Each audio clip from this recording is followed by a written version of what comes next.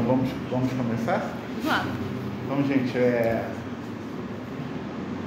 agradecer a presença de todo mundo que está aqui, prestigiar o evento, a aula inaugural do PPG-Fio, né? Nesse ano que o programa completa 10 anos de existência. Então a gente está, essa aula inaugural tem um caráter especial por isso. E a gente também está trazendo, né, a Cristiane Costa, professora Cristiane Costa, que agora é bolsista de pós-doutorado aqui no programa, acaba de ser aprovada numa seleção que nós fizemos direcionada a pesquisadoras de filosofia. Ela foi aprovada e nós convidamos a Cristiane para apresentar a aula inaugural do curso desse ano, né? Então, depois da fala da Cristiane, a gente vai fazer as perguntas, vai conversar, e depois os alunos, né, o pessoal do programa que quiser ficar, a gente vai, eu e a Alessandro, conversar um pouco sobre as dúvidas, né, as questões de vocês, tá bom? Então, palavra, Cristiane, obrigado. Gente, boa tarde. Primeiro eu queria agradecer ao programa pela acolhida muito generosa, especialmente ao Francisco pelo convite, a vocês presentes aqui, que vão me escutar falar sobre Heidegger neste calor. E, bom, mas ao mesmo tempo ar-condicionado. E, bom, a apresentação de hoje ela é baseada no projeto, no que eu venho desenvolvendo, o que eu quero desenvolver, no projeto que foi aprovado, que eu quero trabalhar aqui. E, embora eu tentei fazer um texto de caráter oral, mas ele ficou um pouco técnico demais, por isso que eu achei bom, inclusive, reproduzir aqui na tela, para que a gente possa acompanhar juntos. E a ideia é que, embora seja um texto, né, uma temática, um recorte muito específico, é que seja também uma conversa, assim. Eu me apresento ao programa como colegas de vocês, e para que a gente possa, para quem tiver interesse, trabalhar em conjunto, né? Para que vocês que também estão vinculados como alunos, professores, a gente converse e tente, né, juntos, quem tiver interesse, a pensar esse problema. O título do meu projeto, aqui que eu vou começar a trabalhar aqui no mural, é o sujeito intencional como sujeito moral, fundamento da deliberação moral em Ser e Tempo, de Martin Heidegger, e está vinculado à linha de pesquisa Subjetividade, Ética e Política. Então eu vou começar a passar a leitura do texto, vou lendo, fazer alguns comentários. Eu acredito que a apresentação dure no máximo 1 hora, 50 minutos a 1 hora. E é isso, eu estou muito nervosa, então eu vou começar um pouco agitada, depois eu vou aos pouquinhos. Bom, em primeiro lugar, eu acredito que o modo como eu pretendo desenvolver o problema ético-moral no pensamento de Heidegger insere o autor em um debate próprio à filosofia contemporânea. Pensar o fenômeno da liberdade humana e, por conseguinte, sua possibilidade moral entre o universalismo e o relativismo exige pensar uma ética vinculada à normatividade. Por que eu começo com essa afirmação? Porque eu acho que inserir o Heidegger no problema da normatividade, no problema ético-moral a partir da normatividade, é um modo de inserir o Heidegger num debate do século XX entre seus pares, né? É um autor que, embora seja marcado e seja lido por uma certa excepcionalidade, ele é um filósofo do século XX e dialoga com o seu tempo. Então eu acho importante tirar o Heidegger um pouco desse misticismo, desse caráter né, quase inacessível, esse autor que parece que brota ali no século XX como excepcionalidade, que debate apenas com os antigos, ou com seus mestres, com o neocantismo, com Russell, mas é um autor né, que deve responder, ao menos se ele não responde em alguma medida de maneira explícita ao seu tempo, ele deve responder. Um autor, embora excepcional, ele deve responder ao seu tempo, às questões do seu tempo. Bom, então eu começo também já pondo em tela os meus referenciais teóricos. Quais são os textos de Heidegger a partir dos quais eu estou pensando a questão ético-moral.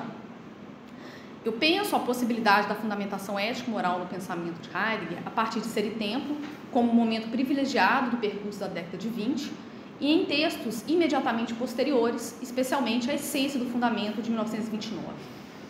Também a Essência da Liberdade, outros textos ali em torno, logo após a publicação do Ser e Tempo. Minha leitura do problema parte das interpretações de Frederick Olafsson, do Loparik e principalmente de Steven Crowell. A leitura de Crowell possui destacada importância para mim por dois motivos. Primeiro, pela sua leitura de caráter transcendental da ontologia fundamental, que eu acompanho quase que integralmente, desde o mestrado. E é interessante você falar que o programa completa 10 anos, eu completei 10 anos com essa obra, mexendo com essa obra.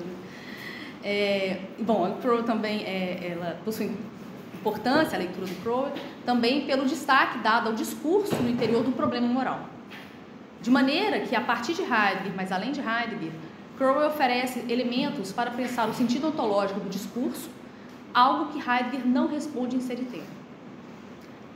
Ao sentido ontológico do discurso, vinculado à possibilidade de justificação ou à capacidade de dar razões às ações, segundo a deliberação em primeira pessoa, em face das normas oferecidas pelo mundo fático, normas absorvidas pelo Dasman ou impessoal como convencionais. Exatamente sobre esse ponto do discurso é o modo como eu chego ao problema da normatividade moral e do problema ético-moral no Heidegger. O meu mestrado e o meu doutorado, eles foram sobre a noção de logos em Heidegger na década de 20. Eu chego a esse problema exatamente por um limite que encontro no Ser e Tempo e parece, eu acredito, eu entendo que a leitura do Crowell oferece elementos para responder esse próprio limite de Ser e Tempo e responder positivamente, que é mais interessante. Algo que não é explícito no Heidegger. Bom, mas com a introdução dos conceitos acima, deliberação, moral e normas, eu considero necessário apresentar uma definição básica dos termos utilizados nessa apresentação, para a gente limpar o campo conceitual e estabelecer um solo para a conversa. Eu vou apenas dois termos que me interessam estarem bem definidos, né? Normatividade e moralidade. A normatividade é uma noção que indica as medidas ou os critérios de correção através de razões que justificam o pensamento e a ação humana, mas essas medidas e esses critérios não podem ser deduzidos de maneira direta das leis naturais ou ainda são irredutíveis às leis naturais. A moralidade, por sua vez, indica uma determinação segundo a qual a ação vinculada ao dever ser tem um critério normativo ou uma medida orientada à compreensão do que é ou deveria ser bom e cuja escolha, realizada em primeira pessoa, exige ou possui uma justificação. Ok. Limpado o campo conceitual, apresentado o meu referencial teórico, sobretudo quais obras eu estou pensando o problema, a partir de quais obras do Heidegger penso o problema, eu vou à apresentação do problema de maneira mais detida, para a gente entender o que está em jogo aqui, né? Bom, até o início dos anos 2000, e isso é uma referência ao Figel, e de fato até onde eu pude mapear, eu concordo, eu vejo, né, essa indicação dele como verdadeira. A análise da noção de Mitzai, do Ser e Tempo, ser no mundo com os outros, pela literatura especializada, foi marcada por duas posições teóricas. A primeira considerava a concepção de ser próprio do Dasein vinculada a um solipsismo absoluto que enraizava o pensamento de Heidegger no âmbito da filosofia do sujeito. A segunda posição teórica reconhecia na descrição do Mitzai a existência de uma contribuição para a análise da convivência mundana compartilhada, mas ela seria insuficiente para justificar a saída de um certo solipsismo existencial do Dasein resoluto, né, do Dasein como ser próprio. E essa segunda posição em alguma medida, como eu entendo a posição do Olafsson, que é um texto de 98, mas é um texto muito importante, por isso eu ainda tenho como referencial teórico. Eu acho que quem trabalha com esse problema em Heidegger é um texto que tem que ser abordado. Bom, o trabalho que eu pretendo desenvolver vai ao encontro de uma terceira via interpretativa que está em desenvolvimento nos últimos 20 anos De modo que, como indica André Duarte no seu artigo Heidegger e o outro, a questão da alteridade ser tempo, essa via pensa o Mitzai à luz da crise do Dasein e da possível responsividade a ela como condição ontológica do modo de ser moral do ser humano. Crise aqui, né, é exatamente os elementos da angústia, os fenômenos da angústia, da compreensão da morte própria e do chamado da consciência. Então, na segunda parte seria tempo, que são elementos possibilitadores para que o Dasein possa reconhecer a si mesmo enquanto próprio, enquanto constituidor de mundo e, por isso, segundo a possibilidade de ser próprio. Essa que é o que eu estou chamando de crise. Segundo Duarte, essa interpretação provoca um duplo deslocamento acerca da questão do outro e da alteridade em ser e tempo. O primeiro deslocamento faz com que o problema do outro e do reconhecimento do outro deixe de ser pensado como atividade especulativa do sujeito isolado ou como empatia entendida enquanto analogia que transforma o outro num duplo ou num espelho de mim. O segundo deslocamento apresenta a noção de alteridade vinculada à ipseidade. Isso é, né, o que eu estou entendendo por ipseidade aqui. A singularidade irredutível do existente como existente concreto, a partir do qual reconheço a mim como próprio e o outro como diferente próprio. Ou seja, a alteridade e a singularidade não são pensadas segundo categorias de subsistência e categorias como subsistência e identidade, enquanto aquilo que define o meu ser e o ser do outro como algo idêntico no tempo. Dito de outro modo, é na descrição acerca da responsividade à crise do Dasein resoluto que é possível ao ente humano reconhecer sua ipseidade vinculada como contraparte à alteridade do outro. Esse segundo deslocamento é o que me interessa mais aqui nessa abordagem. Bom, se todo problema, se para encontrar essa relação, esse duplo deslocamento, né, essa terceira via teórica, a gente precisa se concentrar na crise para encontrar essa possibilidade ontológica da agência moral do Dasein e ao mesmo tempo como modo a partir do qual eu posso entender a noção de Mitzai de uma maneira própria, de uma relação com o outro, que reconhece o outro como outro próprio, né, também como ser próprio, também como ser livre, eu preciso me deter na crise. E é por isso é um dos motivos também pelos quais a leitura do Crow, para mim, me parece muito importante. Porque ela aprofunda, ela tem uma leitura muito sofisticada da crise. Então, eu vou me deter exatamente na leitura do Crow sobre a crise e como ela implica, ou como ela indica, uma possibilidade de fundamentação moral do Dasein do ser e tempo. Eu começo propriamente a minha exposição a partir da exposição de Crow, expressa no texto Consciência e Razão, Heidegger e os Fundamentos da Intencionalidade, é um texto de 2007.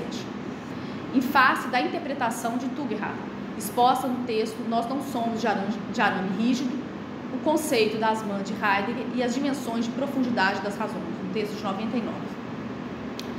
Embora Crow não esteja dialogando apenas com Tugendhat, eu entendo que a partir da resposta à leitura de Tugendhat, que seu argumento se desenvolve de maneira substantiva. No texto indicado, Tugendhat afirma que, em ser e tempo, o normativo em geral e, por conseguinte, a normatividade de tipo moral não aparece. Embora ele considere que o impessoal, embora o Tugendhat, né, considere que o impessoal, ou agente, que é uma maneira como o Fausto Castilho traduz o Dasman, né, o impessoal é como a Marx traduz.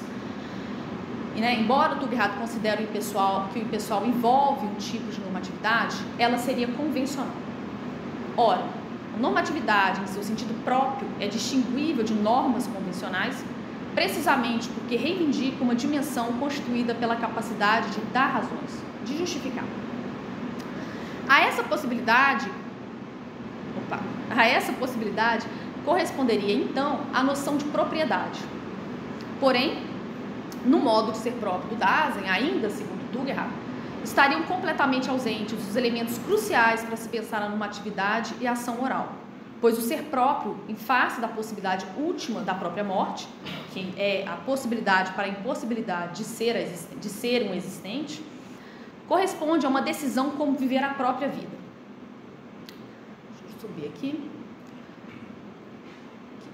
Tugger alega que esse apelo à morte torna a questão de como devo entender a minha vida completamente injustificada. Ou seja, não oferece verdadeiramente uma justificação. Não oferece razões para a escolha do modo como optei viver. De maneira que, mesmo que se concedesse a interpretação segundo a qual a decisão de como devo viver minha vida é um modo de deliberação útil, para Tugger seria preciso reconhecer que há a sobreposição de um tipo de escolha existencial que em si mesma não existe uma justificação em face dos outros, né? Ou seja, ela não retorna ao mitzai, não retorna ao ser com os outros. Não existe, né? Então, haveria uma sobreposição de um tipo de escolha existencial à deliberação, vinculada a uma orientação normativa que exige ou possui uma justificação. Isso porque não haveria um critério último que justifique uma ou outra escolha acerca de como Dasein entende e resolve viver sua própria vida. Assim, para Tugger, o tipo de deliberação ontológico existencial seria carente de critérios a partir dos quais é possível pensar a questão da normatividade e da moral. Normas, deliberação como indicado acima, né, realizada em primeira pessoa, e razões, justificações. Esses 3 pontos é o que a gente vai tentar conquistar aqui com a interpretação do Crow. Há um campo normativo, é possível uma deliberação em primeira pessoa. Se é possível uma deliberação em primeira pessoa, é possível encontrar um modo em que Dasein do ser e tempo é capaz de dar razões? Mas antes de a gente começar, eu gostaria de pontuar algo sobre essa interpretação do Tugger que eu acho relevante e que eu pretendo recuperar ao final da apresentação. Eu entendo essa crítica ao limite normativo moral do pensamento de heideggeriano como um alargamento da tese de Tugger, como apresentada no trabalho O Conceito de Verdade em Heidegger e Russell. É uma tese do Tugger, né, de 67, foi reeditado em 70, se eu não me engano. Nesse texto, Tugger afirma que a tentativa de Heidegger de fundamentar a verdade proposicional em uma verdade mais originária faz com que o significado próprio à noção de verdade se perca. Tugger argumenta que, porque Heidegger não fornece nenhuma explicação sobre o que, afinal, governa a distinção entre correção e incorreção, o apelo à entidade que mostra a si mesma como ente no interior do mundo seria insuficiente. Dito de outro modo, recorrer à mostração dos entes como medida de correção, sem explicar o que prescreve os critérios através dos quais compreendemos e podemos agir de modo adequado em relação aos entes manifestos, não é verdadeiramente explicar ou esclarecer as normas da ação através das quais algo pode se mostrar de maneira correta ou adequada. Resumindo, a crítica de caráter normativo epistemológico empreendida por Tugger em 67 é estendida ao caráter normativo moral no texto de 99. A partir dessa interpretação, a questão que Crow, né, no texto indicado em 2007, apresenta é: a deliberação ou a decisão ontológica existencial em ser e tempo exclui uma explicação de tipo moral? O pano de fundo da questão é o entendimento de que a concepção de normatividade, como colocado por Tugger e, por conseguinte, a noção de moralidade que é possível dela depender, é restrita e não alcança uma explicação moral de tipo transcendental. Diria transcendental descritivo. Porque isso é importante. Embora, como eu vou mostrar a seguir, o Heidegger indica, é possível encontrar um campo normativo na facticidade, o tipo de descrição aqui em jogo é transcendental descritivo, porque não é possível encontrar algo como uma moral prescritiva no Heidegger. De maneira que, para Crowell, a apresentação acerca da deliberação ontológica existencial realizada por Heidegger na exposição do ser próprio do Dasein não possui como objeto a questão de como eu decido viver minha vida, mas que tipo de fundamento norteia a possibilidade de deliberação e a justificação de minhas ações. É como se Crowell estivesse demarcando uma linha entre 2 tipos de investigações. A primeira diz respeito à descrição das ações e da própria prática de deliberar moralmente ou de forma ética. A segunda diz respeito à descrição do engajamento do ator moral no espaço das razões. Isso é, ser capaz de responder em relação a alguém por algo. Ou dito de outro modo, ser considerado pelos outros no jogo de oferecer e solicitar razões. É esse segundo tipo de investigação que estaria em jogo para Heidegger e que entendo, lançando mão da terminologia do próprio Heidegger, da seguinte forma: qual o fundamento ontológico do modo de ser do Dasein enquanto agente moral? O cerne do argumento de Pearl está na interpretação do caráter transcendental da intencionalidade humana.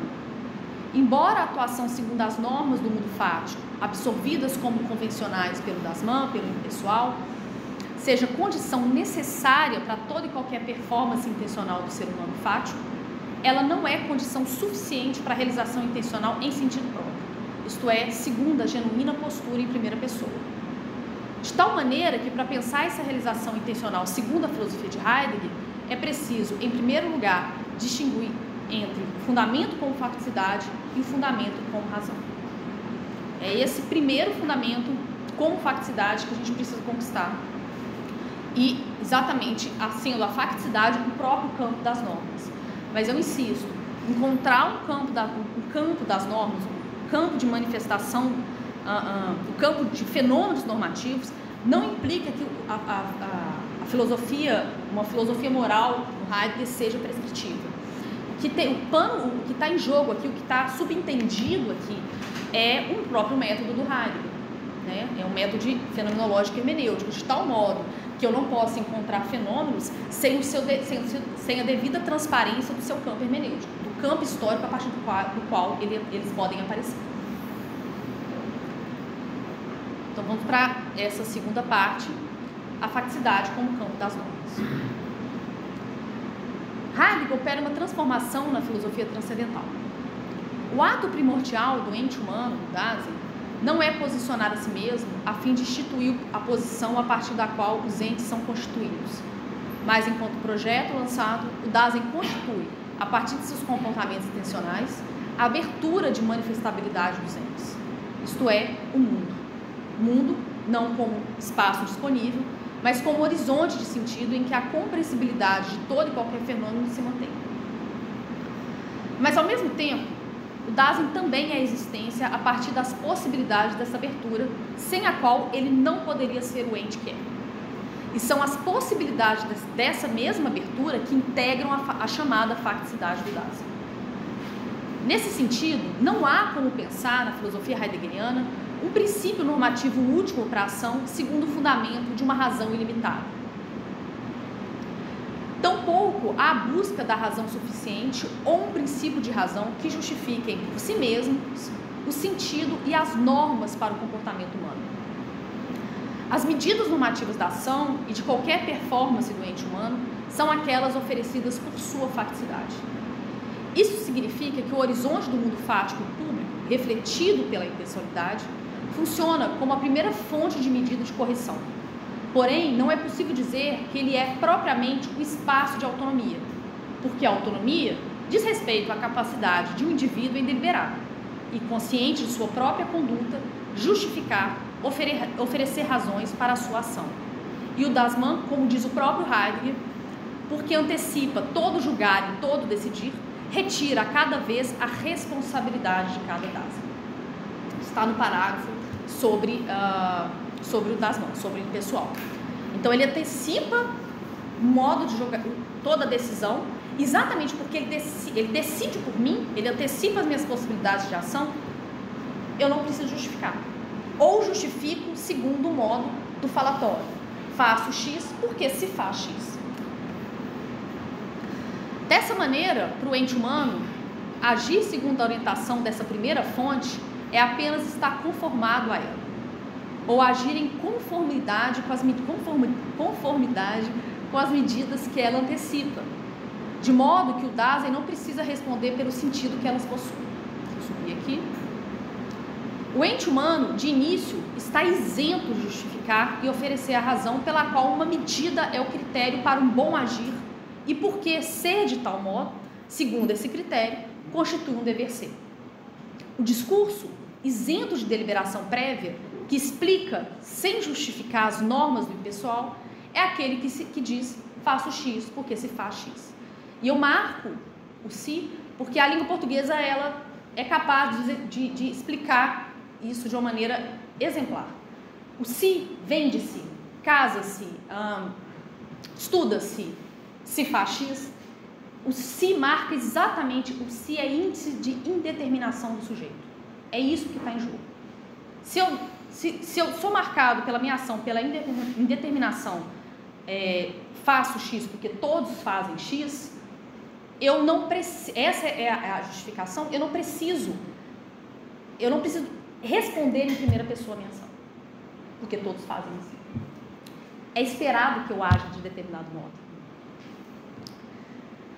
Se é possível identificar a facticidade como uma primeira fonte normativa, então toda a questão, a partir de agora, é conseguir descrever a possibilidade que o Dasein possa ser o agente próprio, ou seja, quem propriamente, né? Ele não é mais agora esse elemento de indeterminação, imerso na indeterminação. Ele precisa ser quem propriamente decide, delibera, por uma certa conduta, e por isso é chamado a responder por ela. Né? Quando você delibera em primeira pessoa, você deve estar apto a responder por sua ação. Se você delibera segundo pessoal, porque no mundo público se espera um determinado comportamento, você não é chamado a responder, você não precisa justificar. A justificativa vai ser exatamente o que faço, porque todo mundo faz.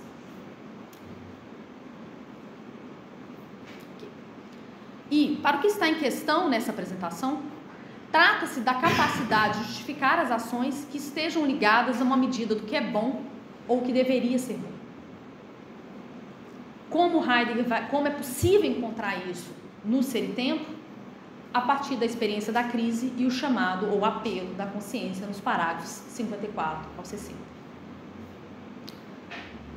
Eu disse acima que as possibilidades abertas pela intencionalidade transcendente do Dasein, que discerne seu mundo, né, o ser no mundo do Dasein, ecoam em seus modos de ser. Esse eco implica, para o ser humano, que o seu ser mesmo é uma tarefa e um dever. E o coloca em face de duas possibilidades formais. Está no parágrafo 9.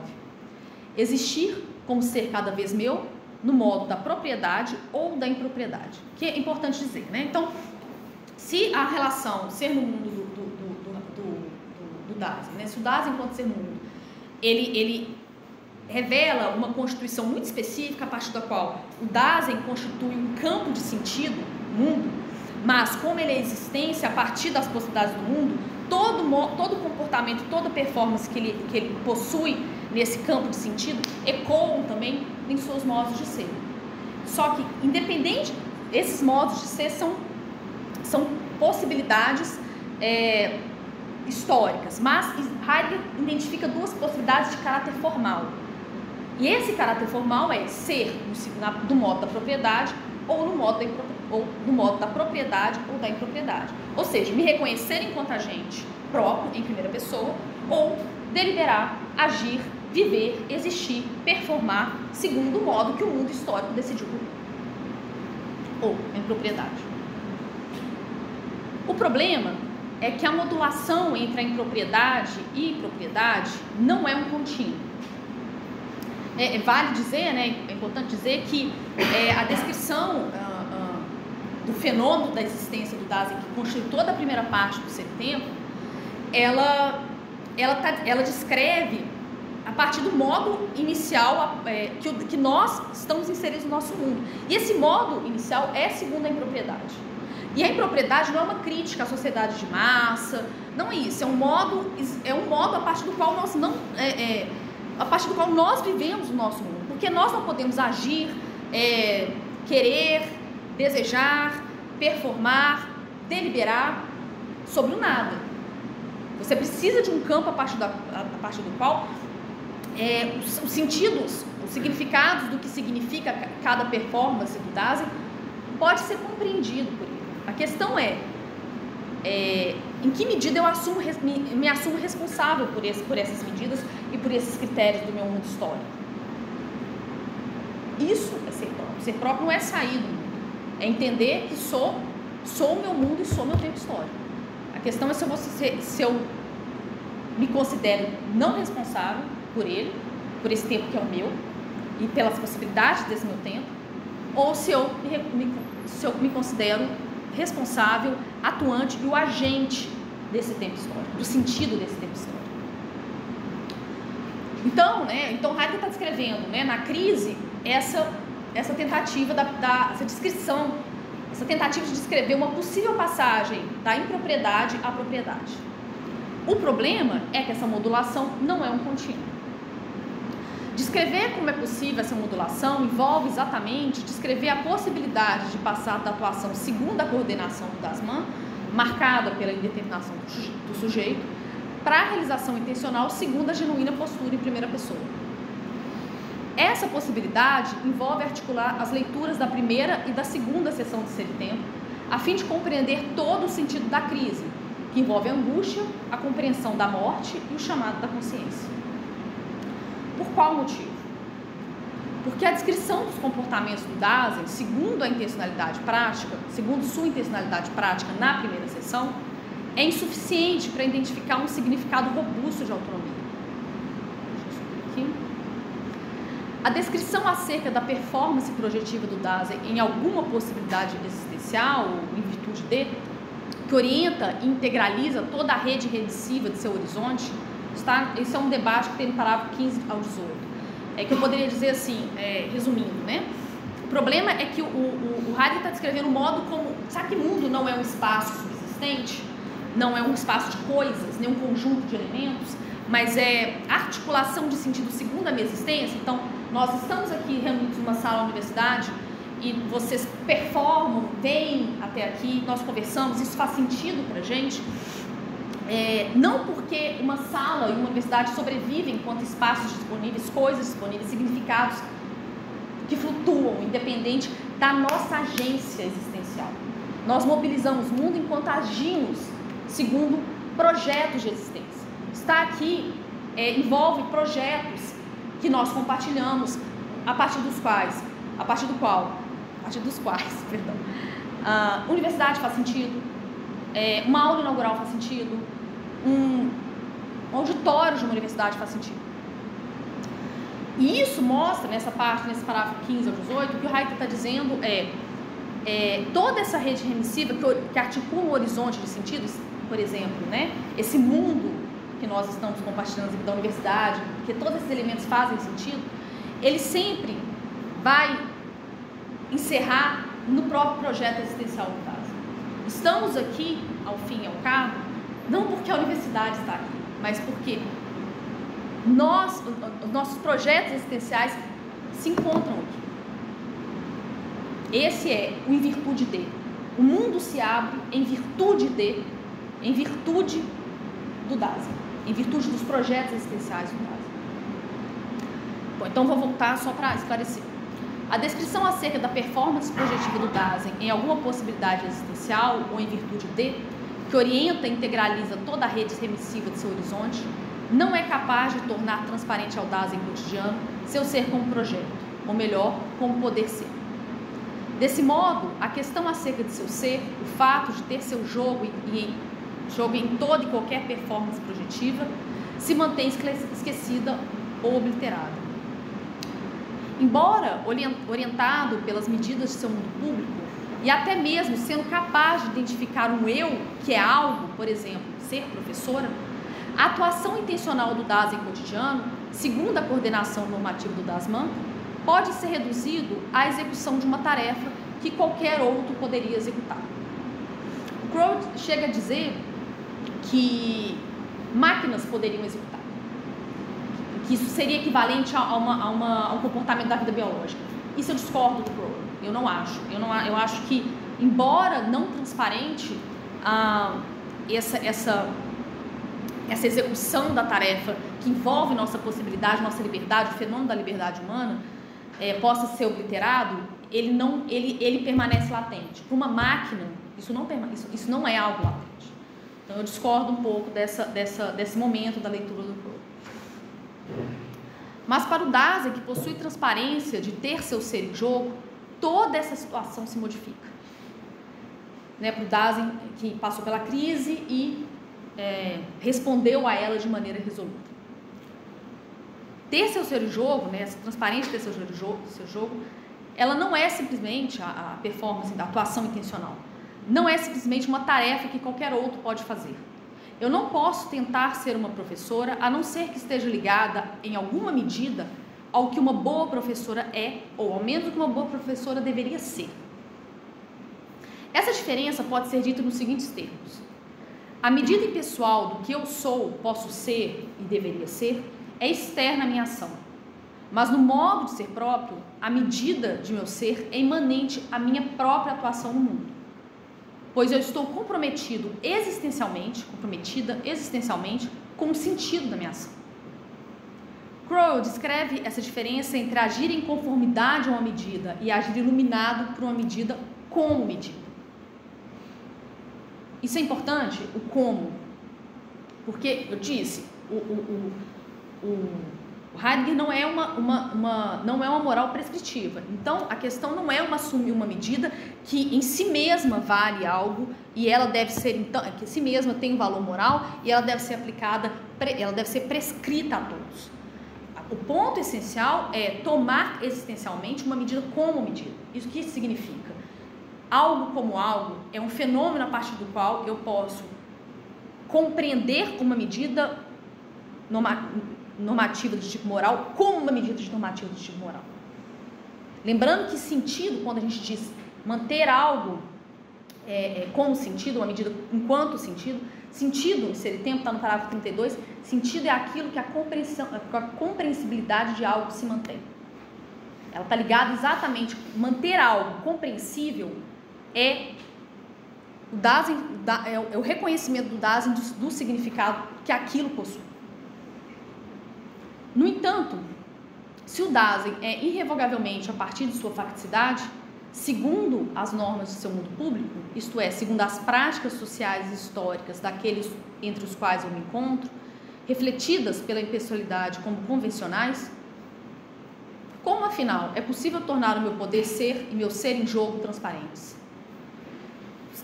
Segundo uma interpretação imanente à obra, apenas pelo colapso de todas as orientações cotidianas, que apesar da suspensão de todo o vínculo com as normas do meu mundo, é incapaz de suspender que sou enquanto poder ser. Se o que está em jogo é a possibilidade de que o Dasein, antes de qualquer fazer e agir no mundo, se volte sobre si mesmo enquanto poder ser, de maneira que seja possível o encontro com a sua própria autonomia, e como instrui Heidegger no parágrafo 10º, a essência da pessoa pertence ao existir somente na execução dos atos intencionais, e em todo caso, a pessoa é dada enquanto executora dos atos intencionais, ligados pela unidade de um sentido. Então, o que está em jogo é exatamente a realização intencional em sentido próprio. Só um outro comentário. É muito curioso que o termo intencionalidade e os derivados, no seu tempo, eles só aparecem duas vezes. Eles aparecem no parágrafo 10, exatamente quando o Heidegger está dizendo como a análise existencial do Dasein não é antropologia e nem psicologia. E no parágrafo 69, item D, em que ele está discutindo uma nota do parágrafo 69 que está discutindo com o Russell, que ele diz, olha, a intencionalidade como o Russell compreende, vinculada à questão epistemológica, ela só pode ser compreendida à luz da estrutura ser no mundo. Por quê? Porque o Heidegger, na verdade, o termo que ele usa para intencionalidade é comportamento. Porque intencionalidade para Heidegger é toda e qualquer performance, toda e qualquer agência em relação no interior. É complicado, né? Enquanto ser no mundo, né? A partir de toda e qualquer agência, todo e qualquer comportamento, a partir do qual eu mobilizo o sentido de mundo. Existe como essa palavra comportamento, ela desvinculasse do problema epistemológico, teórico, e colocasse a intencionalidade exatamente no sentido existencial. É isso que está em jogo. A partir da qual algo, uma intencionalidade teórica pode vir a ser tematizado. Bom, então, em face disso tudo, como encontrar a descrição da intencionalidade que ele tem? Bom, por meio da análise da constituição fundamental do Dasein como ser no mundo. Porque ela diz respeito à relação intencional primária referente a toda compreensibilidade de ser. Bom, você pode descrever essa estrutura ser no mundo de algumas maneiras aqui no ser tempo, mas eu dou preferência a um modo que eu acho mais evidente que essa estrutura pode vir a se manifestar, que é exatamente o vínculo essencial entre o ser do Dasein enquanto zorg, enquanto cuidado, e sua noção de abertura. só marcando o ser do Dasein, né? Vamos tendo pensar a estrutura do ser inteiro.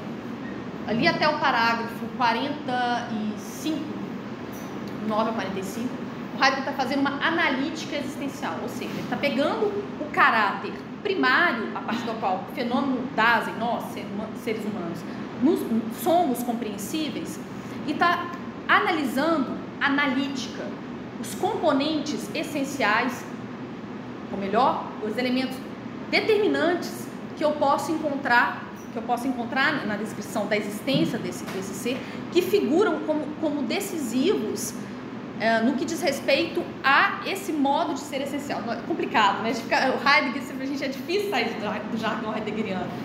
Bom, a analítica existencial é exatamente decompor esse fenômeno da existência do Dasein em elementos a partir dos quais eu posso compreender o próprio fenômeno.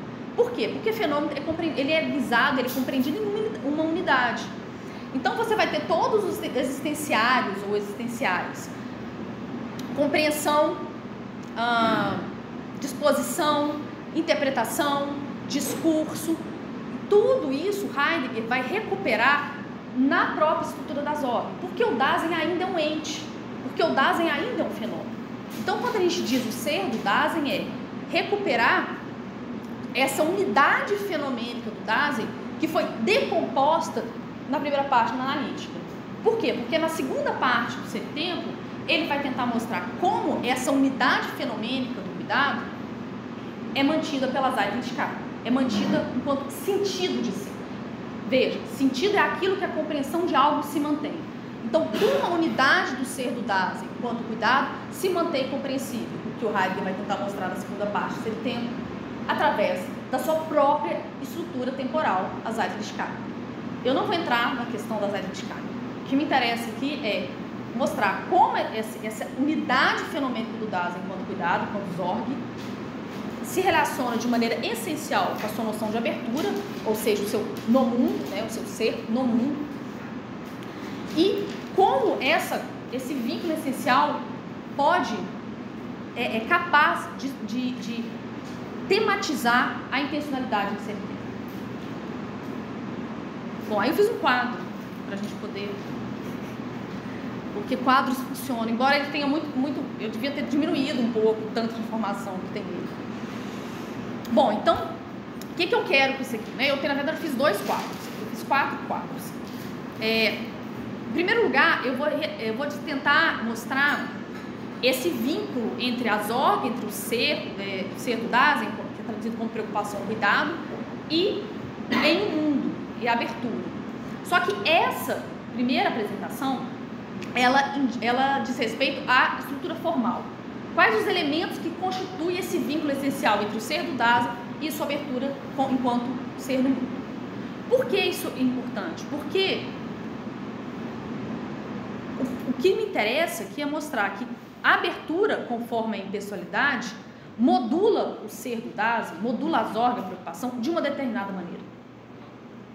No entanto, a crise rompe com elementos fundamentais do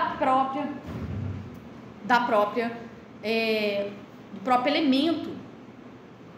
A crise, ela vai exatamente modular a abertura de um modo decisivo, de tal modo, ela rompe com o modo de abertura segundo a impessoalidade decaída, de tal modo que pela primeira vez o Serei é capaz de se reconhecer como um agente que deve responder pelo seu próprio ser. Bom, então qual é a estrutura formal, né? A gente está pensando aqui como a Zorg, o cuidado, a preocupação do Dasein, enquanto estrutura unitária do seu ser, se relaciona em um mundo, abertura do seu mundo, né? Isso aqui é apenas formal.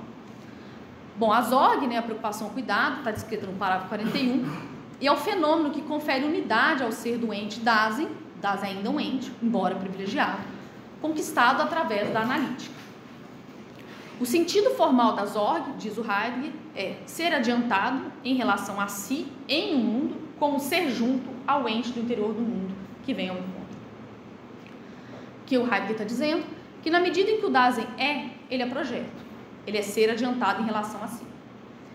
É poder ser. Se o que marca Isso tem prioridade na estrutura da preocupação.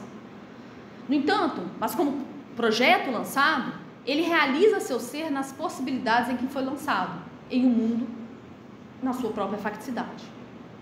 Então ele é sempre em um mundo, ele é adiantado em relação a si, mas sempre em um mundo. E, de início, ele compreende a si mesmo, os outros, o si mesmo e os outros em meio aos entes já descobertos e sedimentados na cotidianidade mediana, que configura a noção de queda. Por isso, e essa queda, ela é irremediável, não é algo que eu posso escolher não estar nela. Por isso o campo fático, por isso a facticidade, ela é ainda sempre o campo que, mesmo em face da crise, mesmo resoluto, eu volto. A questão é como volto. A abertura, por sua vez, é composta por 3 existenciários cooriginários. Está no parágrafo 28. E juntos compõem a realização intencional, tendo como correlato um próprio mundo. São eles: a disposição ou encontrar-se, indica o fato de que não habitamos o mundo em que as coisas estão disponíveis de modo neutro. Ou seja, a disposição é o existenciário que caracteriza o modo de posicionamento do Dasein em meio aos entes, em função do qual é modulado um vínculo de relevância em relação aos entes. É isso, como o mundo não é espaço físico, não é espaço disponível, a minha relação com o mundo sempre vai ser atravessada por afinações em que os entes me veem com alguma relevância e outros ficam opacos. Um outro existenciário que figura como coordinário a disposição é a compreensão. Ela não diz respeito a uma habilidade cognitiva ou uma operação mental, mas um entendimento projetivo em possibilidades de ser. Diz respeito ao engajamento, comportamento mais elementar do Dasein em relação às coisas em geral e aos seus projetos existenciais. É isso. Se intencionalidade para o Heidegger é comportamento, todo comportamento já é atravessado por alguma compreensão, por uma compreensão de sentido. Como diz Merleau-Ponty, nós estamos condenados ao sentido. Nós não agimos em face do sem sentido. Nós sempre projetamos compreensivamente, nós sempre nos comportamos compreensivamente em relação a algo. Desde a hora que você acorda e bota um chinelo. Você não precisa pensar para você colocar um chinelo. Você levanta da sua cama e você põe o seu pé no chinelo. Isso porque você compreende algo. Você compreende algo nesse mundo. As performances mais básicas são atravessadas pela compreensão. O discurso, por sua vez, é aquilo que Heidegger denomina articulação da compreensibilidade. O discurso,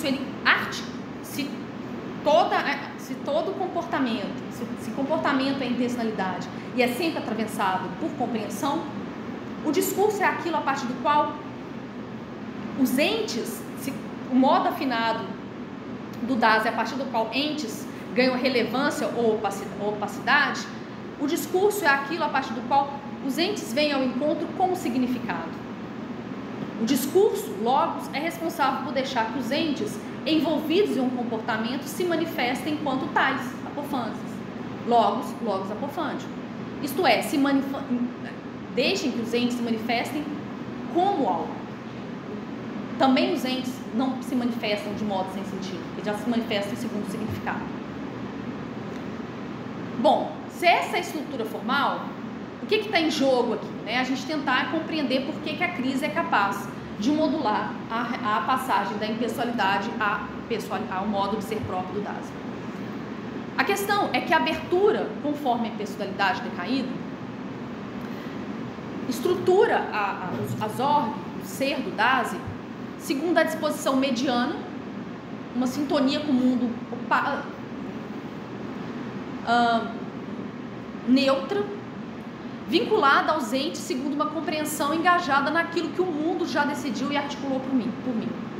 Né? Um discurso do mundo já compreendido segundo um modo de relação mediana, de relação afetiva mediana com os entes. De tal modo que o Dasein mobiliza seu ser não em relação ao seu poder ser, mas à sua facticidade decaída. Ele não precisa, no modo de abertura pessoalidade, ele não precisa confrontar-se com a sua constituição, com a sua primazia do seu ser enquanto poder ser.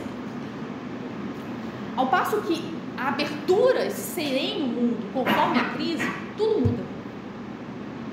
A disposição correspondente à crise é a angústia. A angústia, ela não está vinculada a nenhum ente. Isso é essencial. A disposição da mediana, da personalidade decaída, ela está sempre vinculada aos entes. A angústia, ela é como se fosse uma intencionalidade sem correlato.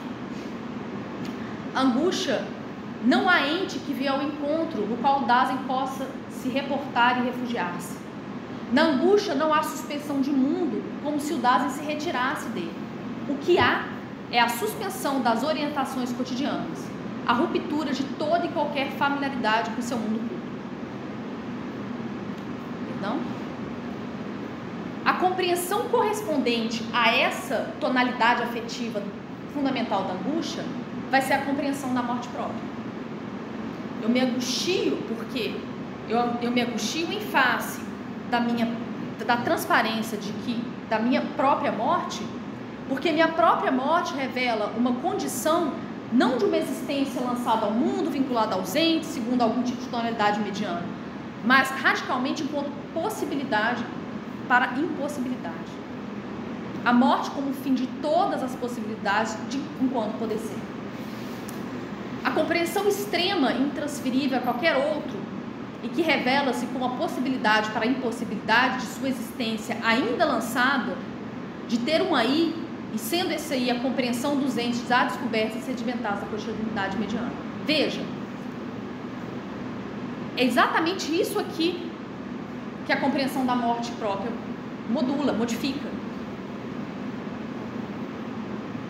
Se o sentido formal das ordens ser adiantado em relação a si o mundo, como junto aos entes do interior do mundo que vem ao encontro, e de repente o mundo perde a familiaridade e os entes do interior do mundo, eu não me reporto mais a nenhum ente do interior do mundo, e ainda sou existência em face da minha própria morte, porque ela revela exatamente a impossibilidade da minha existência, a única coisa que pode ver o encontro pela morte própria, aberta pela compreensão da morte própria, aberta pela angústia, é esse meu ser adiantado em relação a si mesmo. Apenas o que vem na minha existência é o meu poder ser, enquanto poder ser. É isso que a crise efetivamente faz.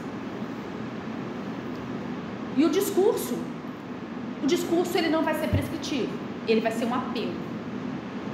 Um apelo capaz de neutralizar a escuta da medida pública indeterminada. Faz isso porque se faz isso. De tal modo que a abertura conforme a crise modifica a própria estrutura do ser do Dasein. Rompe a familiaridade do ser junto ao ente do interior do mundo. A familiaridade do ser junto ao ente do interior do mundo que vem ao encontro é suspensa, revelando o ser adiantado em relação a si, ainda em um mundo, mas que volta a si mesmo, porque o mundo perde a familiaridade como problema. O que a crise faz, e ela rompe, o que a crise oportuniza, é uma ruptura com a minha familiaridade do mundo, de tal modo que a minha própria abertura do mundo se modifica, a minha relação, o meu vínculo com o meu mundo se modifica. Mas o que ela faz, essencialmente, é mostrar para mim, já que essa familiaridade se rompe, é revelar para mim que sou essencialmente enquanto poder ser. Eu só posso, e se sou enquanto poder ser, meu ser para mim é uma tarefa. Em última medida, eu poderia até dizer, o meu ser é um dever ser. A ruptura ou colapso das orientações cotidianas, enquanto situação limite, é a possibilidade de modulação da estrutura das ordens, que eu tentei mostrar. E a responsividade a esse colapso pode vir a se manifestar no ter consciência do Dasein. Importante dizer, a crise, a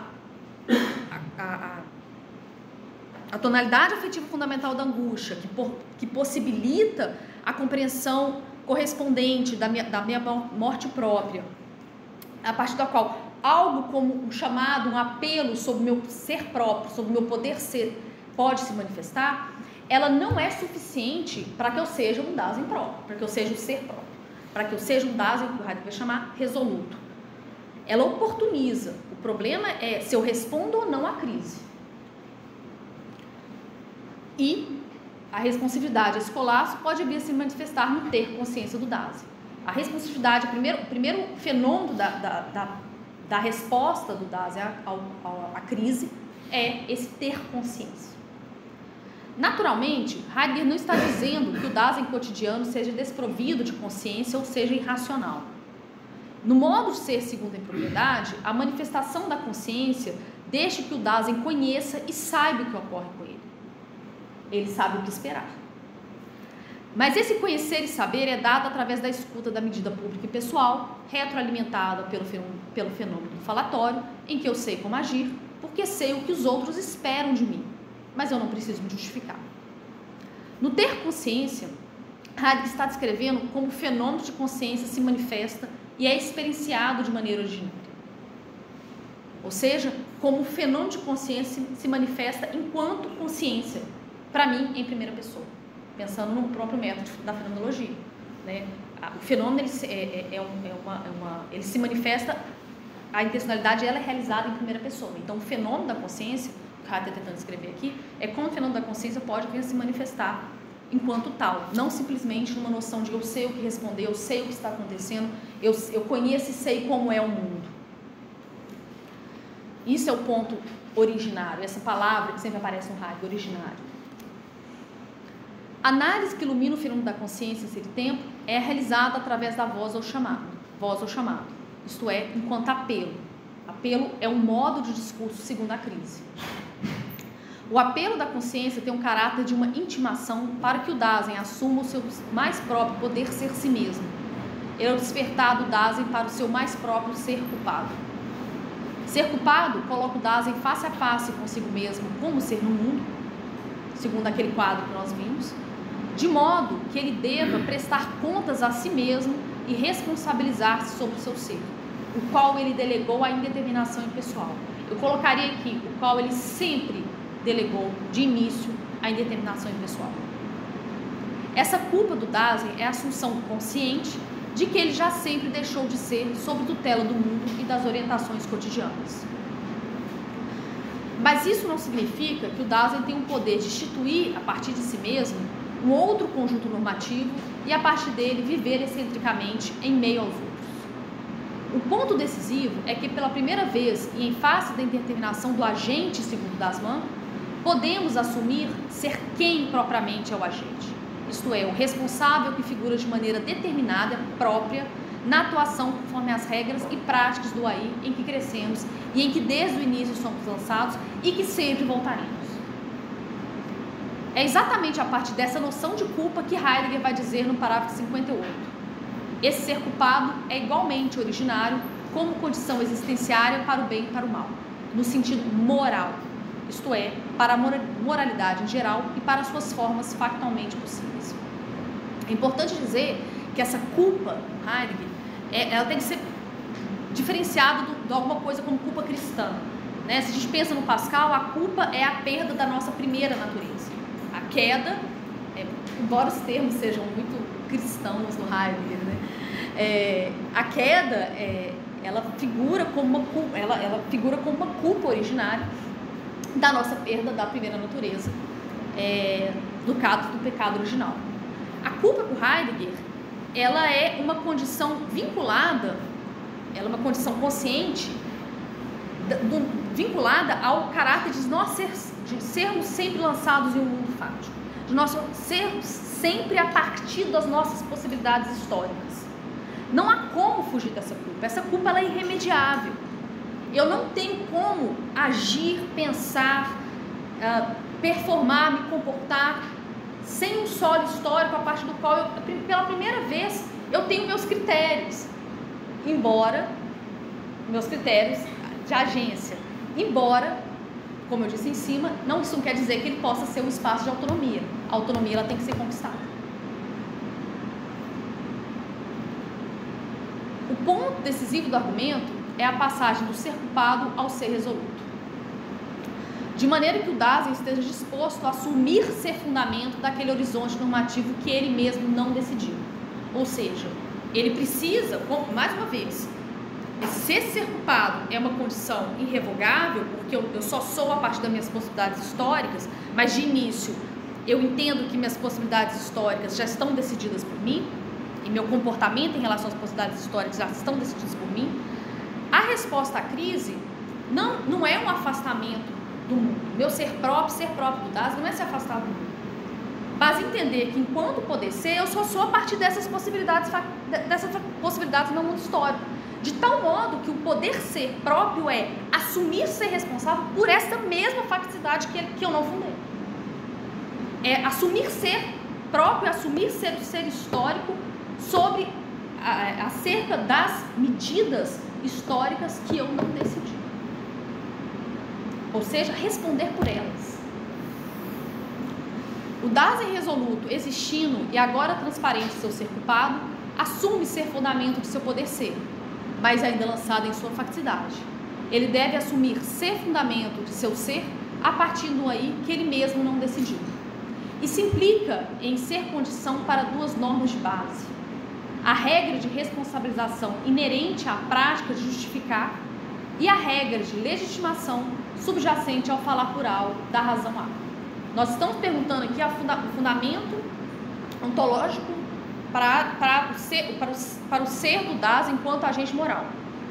Então, a crise, ela também vai dar duas normas de base, que é responder, agora eu me torno o responsável, o ser próprio é ser responsável pelo meu tempo, que é condição à prática de justificar. E se eu sou responsável pelo meu tempo e eu respondo por elementos, por sentidos, por medidas, por critérios do meu tempo, eu tenho uma regra de legitimação que é da razão justificar porque algo é uma medida, porque eu considero uma medida como uma medida, porque algo é ou deveria ser bom. Em última medida, responder em relação a alguém por algo. De modo que é possível para o Dasein, pela primeira vez, oferecer razões em termos de primeira pessoa, pois transforma causas, como no modo impessoal, faço X porque se faz X, em suas próprias razões para fazer o que faz. Eu não explico sem justificar. Agora, eu preciso me justificar. No entanto, quem possui certa familiaridade com o ser tempo reconhece algo estranho nessa relação entre o apelo da consciência e um discurso capaz de justificar e oferecer razões, pois o apelo é sem qualquer conteúdo e não tem nenhum caráter prescritivo. A possibilidade discursiva de justificar e oferecer razões. É preciso reconhecer que, em ser tempo, a descrição do discurso próprio como apelo da consciência pode não ser suficiente para responder à questão acerca da possibilidade discursiva no que diz respeito à justificação e às normas. Mas a partir do texto, a essência do fundamento, encontramos indicações decisivas. Para isso, eu cito uma passagem de Crowell. Eu preferi colocar a passagem do Crowell porque eu acho ela muito boa. Eu tentei transformá-la parafraseá-la em um texto, mas talvez mantê-la foi a decisão mais acertada. Crowell diz: identificando a transcendência como uma noção de liberdade ontologicamente mais original do que aquela extraída do conceito de causalidade, Heidegger observa que, antes de todo o comportamento, a liberdade é condição para ser sujeitado ao normativo. Portanto, a liberdade, que em ser tempo é denominada como assumir ser o fundamento, é a origem do fundamento em geral. A liberdade é a liberdade para o fundamento. Ao desvendar o que essa última afirmação significa, Heidegger nos mostra onde surge o projeto de dar razão. O vínculo entre transcendência, fundamento, liberdade e discurso está ligado àquela possibilidade de agir iluminado por uma medida com medida. Possibilidade que a intencionalidade prática do Dasein, como descrito na primeira sessão de Ser e Tempo, não foi capaz de oferecer. Tentar ser algo, assumindo que ser algo está ligado a uma medida do que é bom ou deveria ser. Se o Dasein precisa assumir ser fundamento enquanto transcendente ser no mundo, mas recuperando sua facticidade que ele mesmo não fundou, então a liberdade própria ao Dasein é refletida no discurso que assume o sentido segundo uma ideia de bem. Considerando, isso está na essência do fundamento, ele está exatamente discutindo com Platão. Considerando que, como instrui o parágrafo 32 de Ser e Tempo, sentido é aquilo em que a compreensibilidade de algo se mantém, essa ideia não é um conteúdo essencial, a ideia de bem, não é um conteúdo essencial a ser racionalmente definido, mas trata-se da compreensão de normas e valores que só o Dasein pode manter, porque só o Dasein possui compreensão de ser. E a cada vez, portanto, é chamado a justificar. De tal maneira que, se eu sou capaz, enquanto ser próprio, de assumir uma medida como medida orientada a uma ideia de bem, de uma medida que deveria ser boa, que me parece ser boa, se eu sou capaz de assumir em primeira pessoa essa medida, eu sou chamado a justificar. De tal maneira que o Heidegger, pela primeira vez, também vai enfrentar uma questão. Por que dessa forma e não de outra? Por que isso e não aquilo? A resposta a essa pergunta é o que nós podemos, ao menos, considerar, pode ser dito, o que significa oferecer uma razão para o Heidegger, na filosofia heideggeriana. Ou seja, em primeira pessoa, justificar por que uma medida fática do meu mundo fático deve ser mantida enquanto uma medida normativa, orientada a um bem, ao que é bom ou ao que deveria ser bom. Bom, então, né, a gente percorreu aqui normas, deliberação e justificação. Isso é o projeto, isso é só o início do meu projeto. Isso é só o desenho de todo o problema. De tal modo que eu ainda tenho muitas questões, e eu trouxe 3 dessas questões para vocês, que eu acho que, se vocês quiserem, vocês podem debater comigo. A primeira questão é a seguinte: em que medida, e essa primeira questão é um pouco o que está me orientando na pesquisa do pós-doc. Em que medida o argumento de Heidegger é capaz de responder à possibilidade de que, em face das normas e medidas de seu mundo fático, o ente humano resoluto identifique normas e medidas que ele entende como carentes de qualquer justificação, as quais, inclusive, podem se mostrar moralmente condenáveis? Essa é uma pergunta que, para um filósofo qualquer, poderia só ser uma pergunta teórica. Mas para um filósofo como Heidegger, cuja posição política é, no mínimo, para dizer mínimo, questionável, essa pergunta é fundamental. Essa pergunta a gente tem que fazer para o Heidegger. Assim, né, essa pergunta, ela indica que, nesse sentido, o engajamento do ente humano como ator moral no espaço das razões não diria respeito apenas à responsabilização de si e à assunção de sua facticidade, mas também da possibilidade de negação e condenação de normas e medidas históricas que persistem no presente. Dessa maneira, ser o agente determinado da ação e deliberação, comportamentos a partir dos quais razões podem ser oferecidas, inclui não apenas dar assentimento às normas oferecidas pelo seu mundo, mas, enquanto possibilidade do novo, inclui negar normas e medidas as quais, em primeira pessoa, eu reconheço e justifico como condenadas. Eu acho que essa questão, isso está embutido no argumento. Se nós estamos falando de liberdade, parece consequente todo o argumento. Mas essa questão me interessa particularmente, se a gente pensar, por exemplo, na crítica do Nancy ao Heidegger, né? Como foi possível um autor que pensou tão radicalmente ter esse repertório político? Essa pergunta, ela tem que ser respondida a partir da própria possibilidade da filosofia heideggeriana. E não é algo que eu encontre de maneira explícita no Heidegger, e é algo que o Crowell não desenvolve. Por isso essa pergunta me interessa particularmente.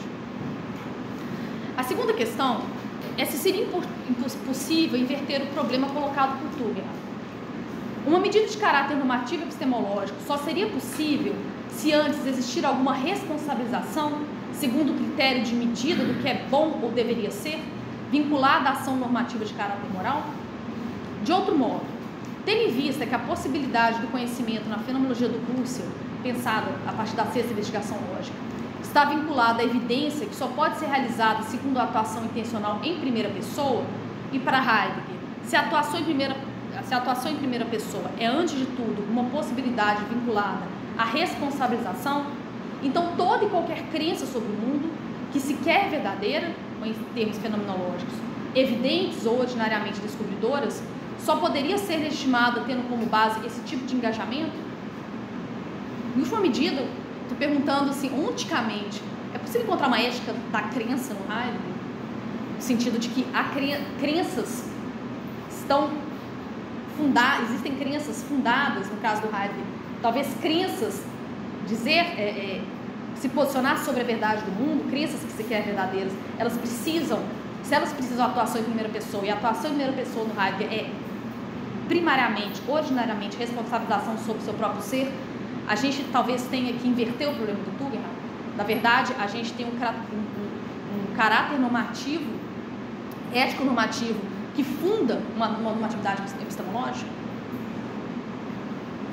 A terceira pergunta, na palestra Atualidade e Filosofia, de 1931, Adorno alega que Heidegger, em Ser e Tempo, só reconhece uma transcendência ao ser vital que é cega e obscura, a transcendência na morte. Detalhe interessante, né? É uma recepção quase que imediata de Ser e Tempo. Ser e Tempo é de 27. E é um texto que já prefigura o essencial na crítica, o jargão da autenticidade. Quase 30 anos, de mais de 30 anos depois. Segundo Adorno, com o conceito de ser lançado como condição irrevogável do ser humano, a vida se torna tão cega e sem sentido como foi na filosofia da vida. E a morte não consegue conferir nenhum sentido ao ser humano, enquanto ser lançado. Dessa maneira, a pretensão de totalidade é remetida ao ser humano e finalmente se anula também a ele.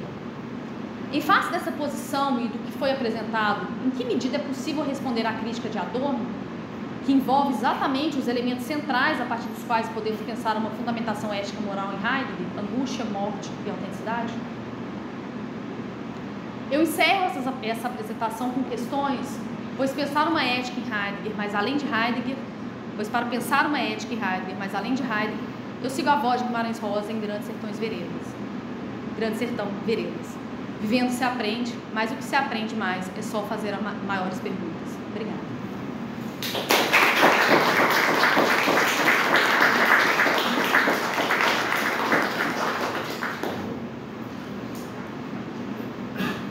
Bom, gente, queria agradecer, Cristiane, pela aula.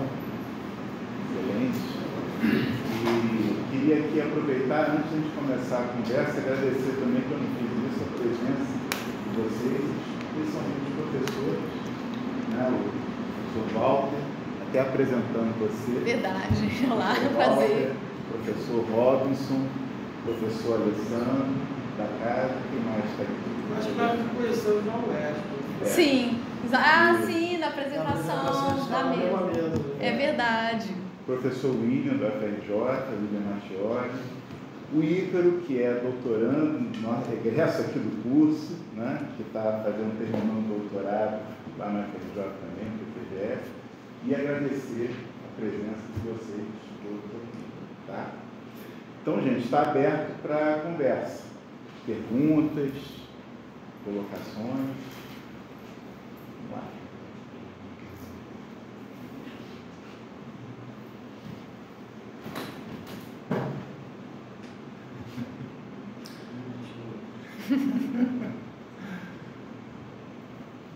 Gente, eu ia falar também assim, horrível, entendi nada, pelo amor de Deus, esse jargão heideggeriano, impossível. Você internet mandou para... O quê? Gravar? Para jogar no YouTube. Não, a gente está gravando e depois... Acho que parou de gravar, né? Não, continua. Está gravando. Depois eles vão editar, juntar, né? Eu acho que está gravando ali também, né? O som e o vídeo, e aí a gente coloca no canal, que agora a gente tem um canal no YouTube. A Cristiane criou o canal, também inaugurou isso. Chegou, mas eu vou mudar o nome. Inaugural. Eu vou mudar o nome porque eu não tenho muita familiaridade com essas coisas. Então eu criei lá, PPGFIL, FRJ, _, YouTube. Porque eu queria marcar um e-mail que era do YouTube. Só que virou um nome. Eu falei, putz, não, eu tenho que tirar PPGFIL, FRJ. Eu tenho que tirar esse YouTube. Eu ainda tô... Esse final de semana eu vou tirar o YouTube do nome, porque tá muito feio. Mas vai ser o mesmo canal, o mesmo link.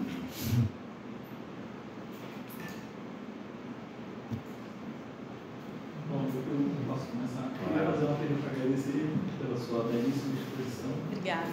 Queria te perguntar uma coisa assim, a título de curiosidade mesmo, conceitual em relação ao Heidegger, né? Esse ponto da culpa, que você falou, né? E você disse que não dá para a gente ter uma compreensão do sentido cristão da culpa, né? Mas que o Heidegger, de algum modo, valoriza isso no momento de abertura. Quer dizer, parece que ele vê isso como algo positivo, né? Para a conquista do que a gente poderia chamar de autonomia. E eu não entendo muito isso. Se você pudesse falar um pouco sobre de que natureza é essa responsabilização exatamente que o Heidegger está falando. Perfeito. Eu gosto de dizer que responsabilização, no Heidegger a gente poderia colocá-la como sinônimo de transparência, né? Porque é isso, a gente tem que ter... É complicado, assim, eu sou muito defensora de sempre ler Heidegger pensando em método, porque eu acho que pensar um método no lógica hermenêutica do Heidegger tira muita coisa do misticismo heideggeriano. E o ponto para a gente encontrar manifestações originárias de todo e qualquer fenômeno, e fenômeno para o Heidegger é tudo aquilo que possui significado, né, desde uma coisa concreta, né, um livro, até uma noção de justiça, tudo aquilo que vem ao encontro com algum significado, eu preciso estabelecer o campo a partir do qual esses fenômenos aparecem. Ok, dito isso, o próprio Dasein aparece em determinado campo. O Dasein, embora privilegiado, embora ente privilegiado, ele ainda é um ente. Então ele também tem que ser descrito a partir do modo como ele se manifesta em determinado campo. O que é esse fenômeno? Qual que é o fenômeno? Como é que eu descrevo esse fenômeno? Como ele aparece? Ele aparece como existência no mundo. E a existência no mundo dele exatamente está tão vinculada a esse solo a partir do qual ele se manifesta, que ele só pode, que a sua existência é marcada por aquilo que o mundo pode dizer o que ele é. E quais ações ele pode fazer, sobre quais palavras, quais significados nós expressamos. E o fato, e essa descrição é uma descrição, é uma análise descritiva mesmo, ela indica que o fato de sermos no mundo e sermos sugados pelos significados oriundos da história, e é bom ter isso, né? Vai ter uma frase muito interessante que ele diz: presente é um passado vivente, né? As nossas possibilidades do presente, elas são sempre marcadas por aquilo que restou do passado enquanto possível. Então nós somos sempre esse solo histórico já decidido por nós. Eu gosto de dizer que o Heidegger tenta descrever sempre esse poder ser do Dasein como constituidor, mas tem algo no Dasein que ele sempre chega atrasado. E esse atrasado faz com que ele sempre se oriente a partir dessas normas do mundo que o passado definiu como possível para o nosso tempo histórico. De tal modo que essa culpa, então, ela é consequência desse caráter histórico lançado que nós somos. Ela é irrevogável. Culpa, embora a palavra culpa tenha um peso muito pesado, mas o que ele está querendo dizer, olha, eu não posso ser próprio sobre o nada, eu não posso criar um outro. Ninguém pode agir sobre o nada. A culpa é saber que sempre deleguei todas as minhas decisões ao meu mundo fático. Mas isso é possível quando eu me reconheço exatamente como aquele que eu tenho transparência de que sou história, de que sou a partir da faticidade. Tanto que ser próprio, proveniente da culpa, é transparência. Culpa é transparência, porque ela não vai ser israelita. Ela vai falar, bom, se sou essa condição irrevogável de ser lançado, se sou sempre a partir das minhas possibilidades históricas, o que cabe a mim, enquanto ser próprio, é assumir essas possibilidades históricas. Mas agora, não segundo o que o mundo decidiu, não segundo a justificativa do mundo, não segundo de uma maneira impessoal, uma maneira parece que eu não tenho nada a ver com o meu mundo histórico. Mas pela primeira vez, exatamente, eu tenho tudo a ver com o mundo histórico, eu só posso ser a partir do meu mundo histórico. A culpa é essa transparência, a partir da qual eu tenho consciência desse caráter irrevogável, que eu sou lançado no mundo histórico, que são as possibilidades dele, para a passagem da resolução de que então, já que eu sou sempre a partir desse mundo, eu volto a ele e assumo ele como meu. Vocês vão responder. Posso fazer uma pergunta? Primeiramente, parabéns pela apresentação, gostei bastante. Obrigada. É uma pergunta que conecta com a dele, assim, me parece que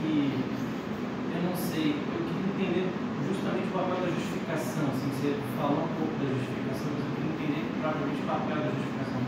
Porque me parece que, pelo menos nesse tempo, assim, parece que tudo que você falou agora para ele, me parece que está em CT, mas parece que a partir do momento que você fala a respeito de justificação, parece que é aquele momento que você falou para além do Heidegger. Eu não sei, eu tenho uma leitura muito pequena, assim, né?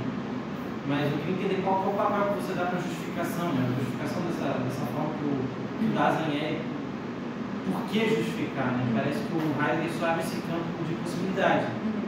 Aí eu não sei se você está colocando justificação como posição sua ou como o Heidegger está localizando a posição do Dasein. Justificação. Perfeito. Eu acho que a justificação, ela é, na verdade, o conceito de justificação é uma maneira de tentar responder a esses critérios que o Tugendhat coloca. Bom, se eu preciso ter uma noção de autonomia que figura como possibilidade de uma agência moral, eu preciso ter esses 3 critérios: normas, deliberações e razões.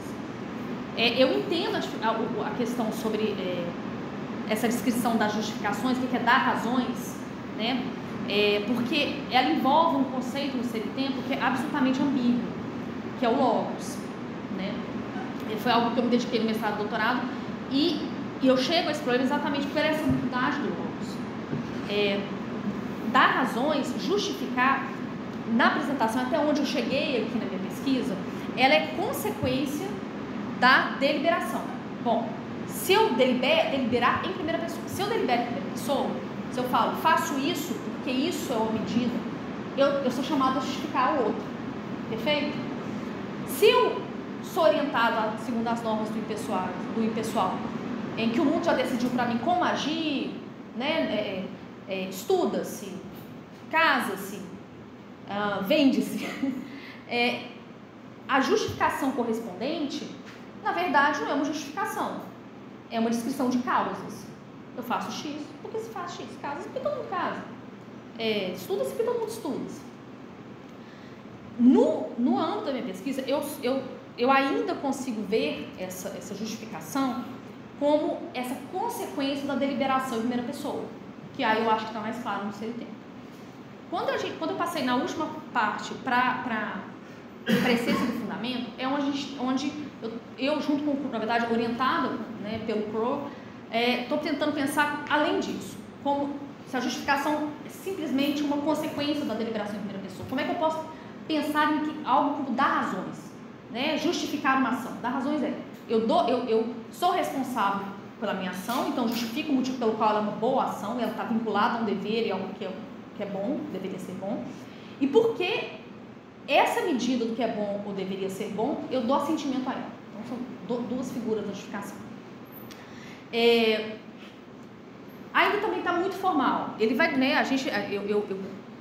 Eu penso aqui, eu penso essa justificação a partir da essência do fundamento, como esse discurso, né, que vem a linguagem e é capaz de justificar uma medida enquanto boa, mas ainda tudo no caráter formal.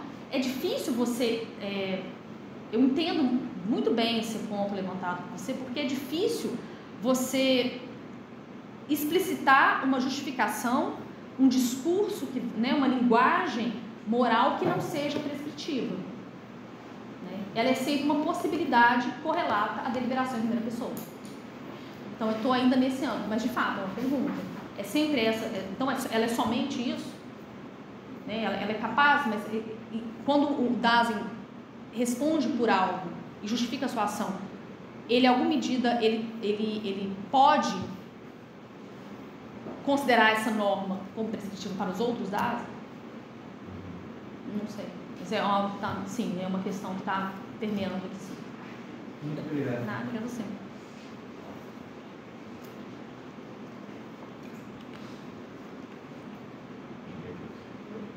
Professor, é a primeira vez que eu tenho essa oportunidade de ouvir alguém falando sobre Heidegger, minha formação. Eu gostaria de entender um pouquinho sobre o que você pretendeu fazer em si, a partir disso, formar duas questões. Me parece que a questão inicial, que tem visto uma polêmica, né, se há um espaço para se falar em normatividade em contraposto de um normativo convencional em Heidegger. Então, foi assim também. Vou continuar. Era essa questão da motivação inicial. Se, tentar colocar de uma maneira, se existe em Heidegger a possibilidade de, em alguma configuração, de defender a existência de um campo normativo no sentido moral ético, como distinto de um campo de uma normatividade baseada em descrições e no mero fazer sem ter consciência, que poderíamos, em última instância, dizer que é um normativo arbitrário, convencional, não fundamentado num outro campo que se almeja, né? Um campo moral, etc. É algum mais sim. Sim, a gente poderia dizer assim, vou entrar num campo aqui que eu não tenho domínio, da analítica, da diferença entre normatividade, coordenação e normatividade. É que você pôs a distinção num certo momento entre o campo da normatividade e de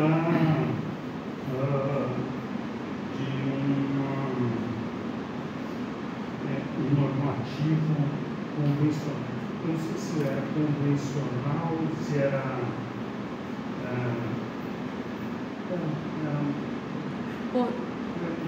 de algo estabelecido por convenções, quando você diz assim, olha, eu faço isso porque todos fazem isso. Convenção. Ok?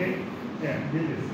Então, a primeira pergunta é assim, me parece que quando você estipula o campo de investigação nessa apresentação, a defesa filosófica de Heidegger em favor de um determinado campo compreendido em uma configuração que se distingue das tradições postas, me parece que há uma distinção de base entre o que é descritivo e o que é normativo.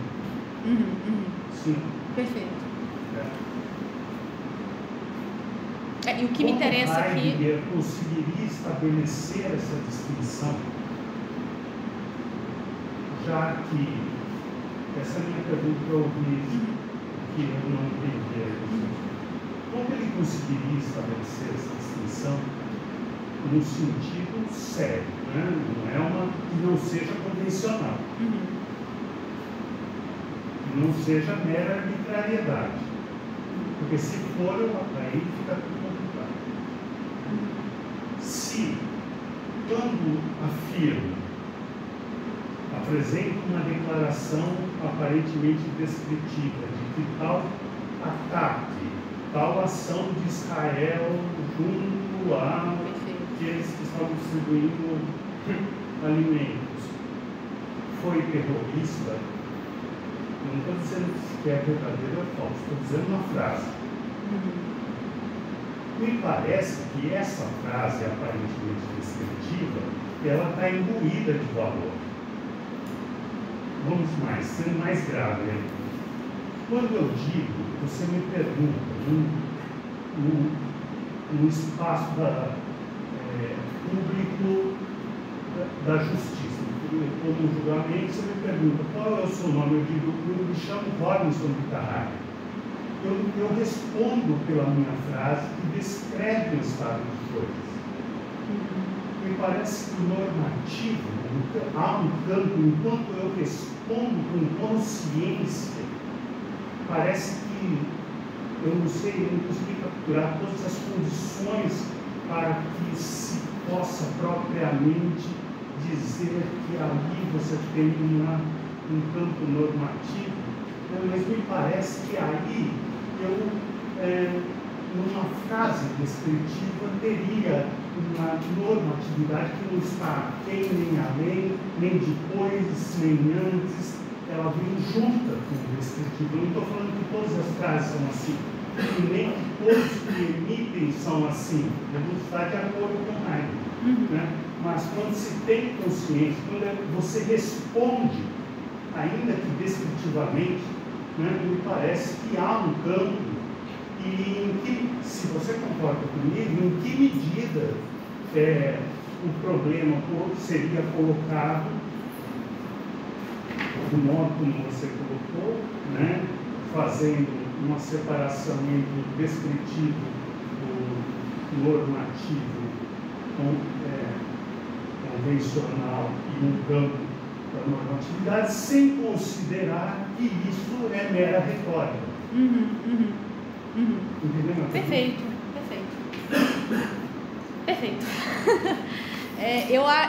Eu não sei se vou conseguir responder objetivamente. Mas é pertinente a minha pergunta? Super pertinente. Ela tem tudo a ver exatamente com uma estratificação da noção de logos no ser e tempo. Né? A noção de logos apofântico do Heidegger é exatamente um discurso prévio, a partir da qual eu compreendo em primeira pessoa e é condição para foné. Logos apofântico é condição para foné. Foné descritiva também.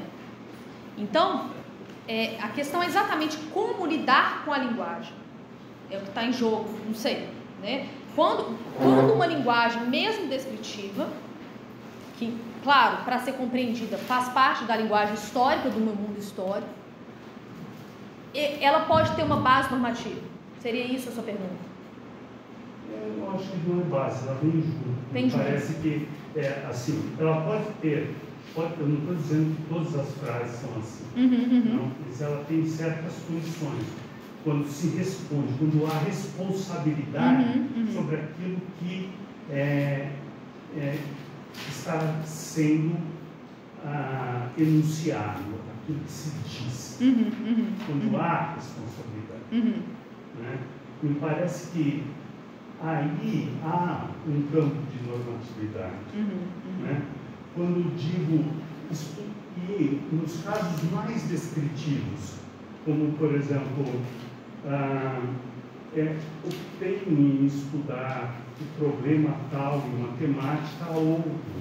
Quando eu faço essa opção, me parece que algum sentido de bem ou de valor está aí vinculado na escolha.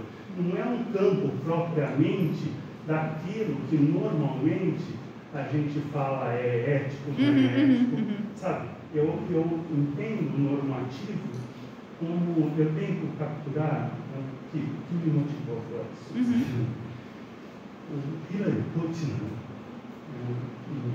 coisa da década de 80, ele fala assim que a normatividade é ubíqua. E eu tento entender isso. Né? E foi com base nessas leituras que eu formei essa questão. Não, eu não sei se teve... Quer dizer, você tem diversos tipos de frases categorialmente, em termos pedagógicos, poderiam ser distinguidas entre questões de fato, que relacionam fatos e outros valores. Né?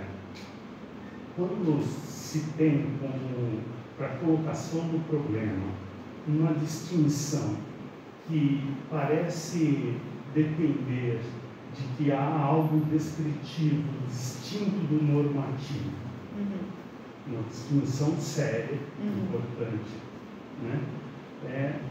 Aqui não haveria espaço para se compreender frases aparentemente descritivas que estão carregadas de valor. Não é que o valor vem antes ou depois, vem junto.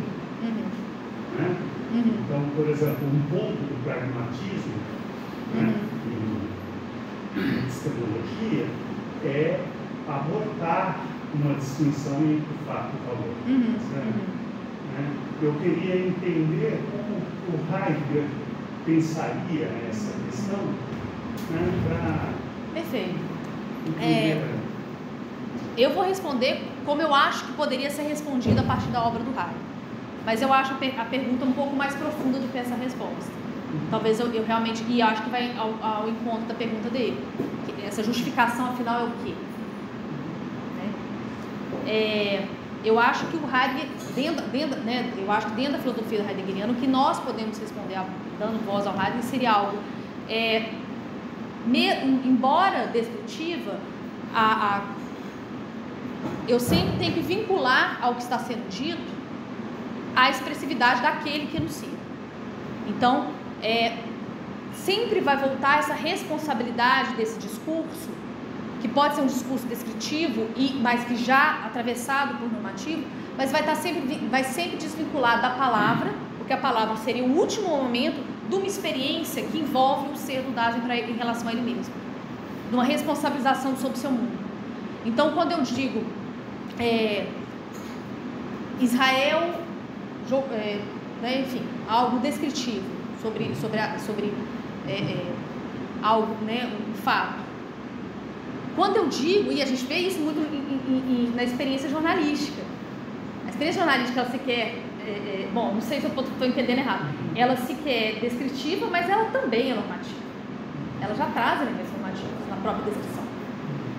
A questão é, então, o que eu entendo é que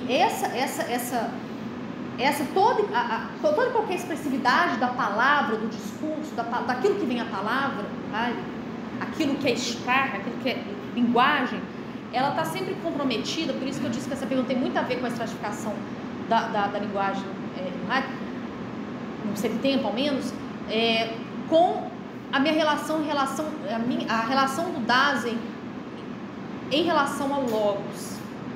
Eu posso ter uma relação da linguagem que eu simplesmente retroalimento os significados, ou eu posso ter um encontro com a linguagem muito originária a partir do qual o que eu digo diz sobre mim. Então, mesmo uma descrição, que é o último momento de toda essa experiência de ser próprio, como um momento, um ápice, a partir do qual mesmo a descrição ela diz sobre como eu me responsabilizo e me comporto em relação ao mundo em primeira pessoa, mesmo numa descrição. Eu acho que, então, concluindo, resumindo, eu acho que a resposta sempre voltaria ao como o Dasein se relaciona com a linguagem. Não sei se...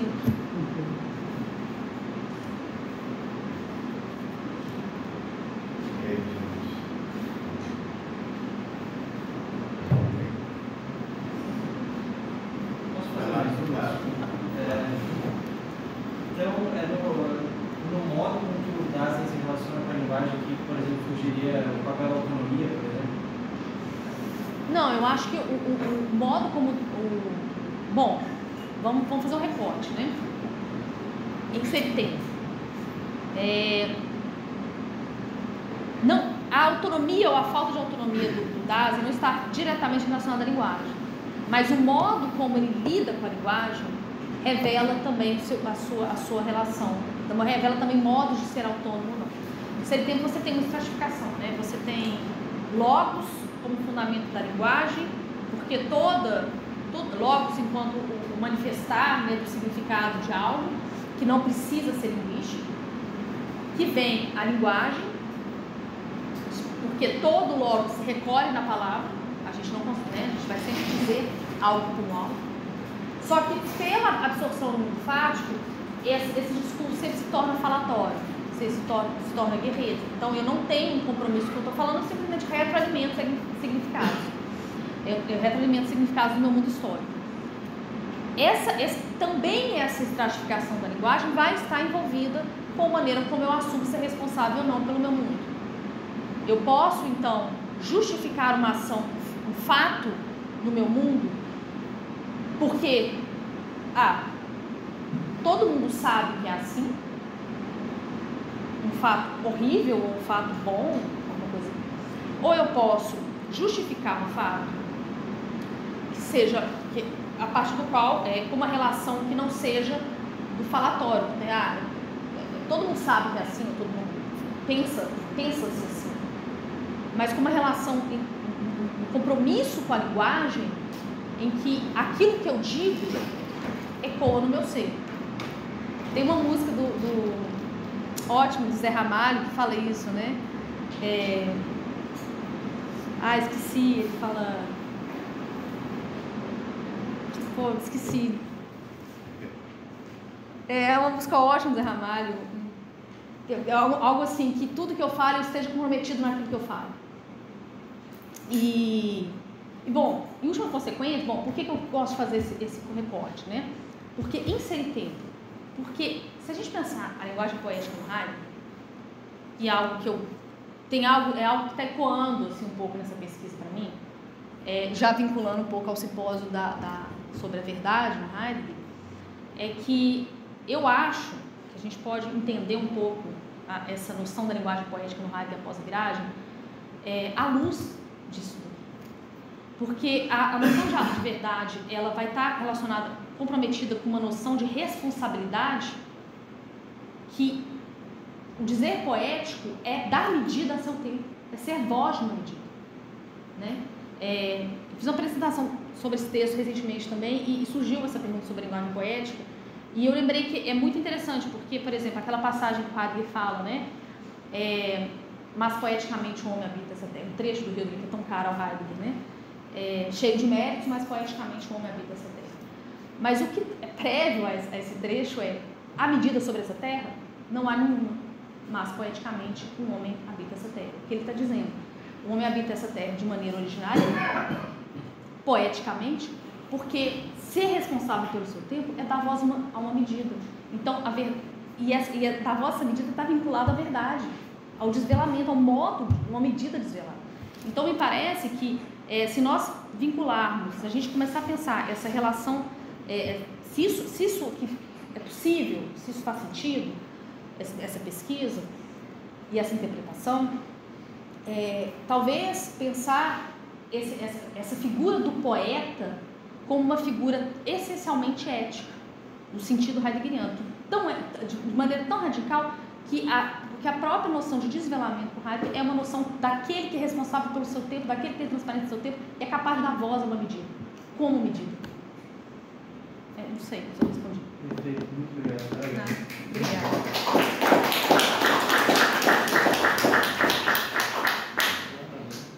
Bom, gente, então estou entendendo as palmas como...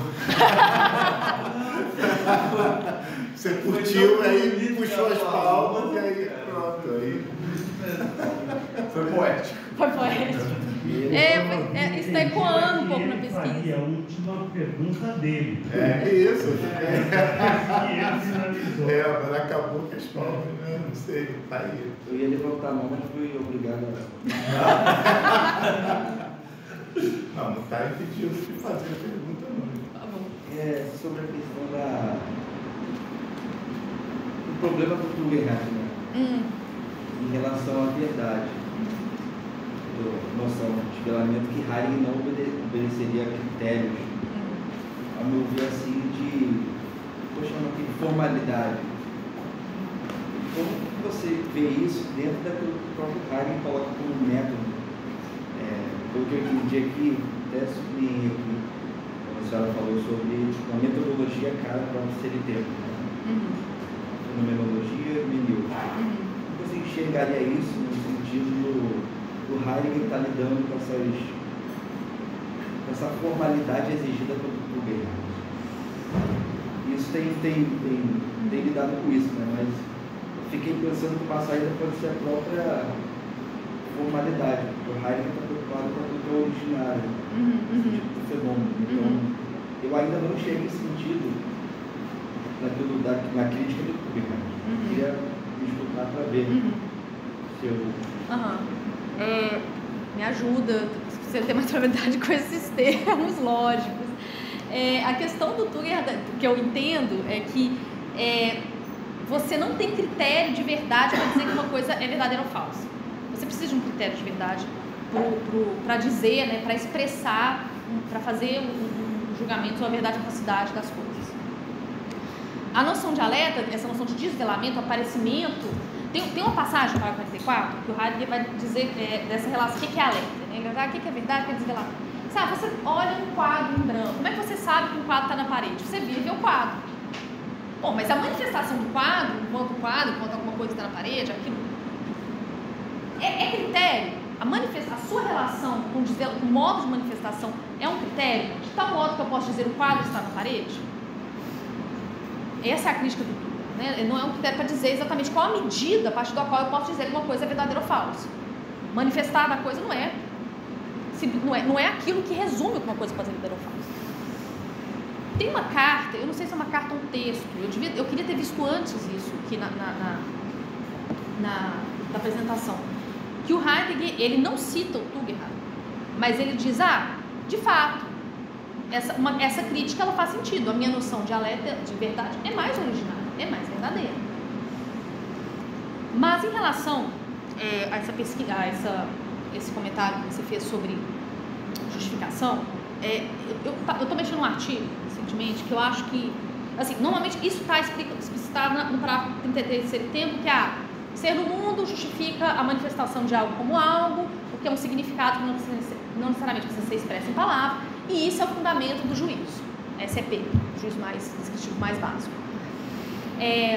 Tudo bem, bem interessante. Só que assim, eu estou trabalhando agora, estou invocado com isso, assim, que é pensar como o Heidegger chega à pergunta pelo sentido de ser. E aí eu fui lá naqueles primeiros escritos que o Heidegger não é um kantiano. Ele está pensando verdade como como valor de verdade do juízo. Ele está pensando sentido enquanto sentido lógico. A partir de algumas investigações que ele faz ali na tese dele sobre danos escotos, que ele chega, que ele faz uma pergunta muito estranha, no meio de uma análise lógica, o que é o sentido do sentido? E aí, bom, eu estou tentando recuperar esse caminho. Então, eu acho que a crítica do Tuga, eu acho ela válida, acho que o Heidegger reconhece ela. Mas, claro, isso não desvalida a própria noção de desvelamento, de verdade, que o Heidegger possui. Mas eu acho que filósofos, se são grandes, eles têm que responder algumas questões. E, sinceramente, eu não acho que o Heidegger responde muito satisfatoriamente a esses problemas dos juízos. Acho que ele também não responde a questão sobre o conhecimento científico. E a gente tem que perguntar essas questões para o Heidegger. Por isso foi sua apresentação lá. Foi, exatamente. Acho que ele tem esse limite no seu tempo, né? Assim, ele diz algo assim, eu não tenho como definir, afinal, qual que é a relação originária com o conhecimento científico. Embora o conhecimento científico ele é essencialmente, ele pode ser um exemplo de uma relação própria das em comum. Ele não responde. Na verdade, o Heidegger não responde várias coisas no seu tempo. Ele te levando, ele vai achando os pontos cegos. Por exemplo, é muito curioso que estou tentando pensar essa do sentido lógico à compreensão do sentido, que vai da década de 10 até a década de 30 do Heidegger, passa pela pergunta pelo sentido de ser no seu tempo, mas no seu tempo, quando ele vai tentar o fundamento ontológico da linguagem, do logos, ele vai dizer assim, mas eu não consigo ainda encontrar o sentido do predicativo. Eu não consigo encontrar o fundamento da síntese lógica. Poxa, você não consegue fazer uma coisa que você deixou lá na década de 10 para trás. Então, enfim, o que eu quero dizer assim, é uma questão muito pertinente, mas eu acho que nem ele consegue responder. Agora sim, beleza? Obrigado. Obrigada, gente.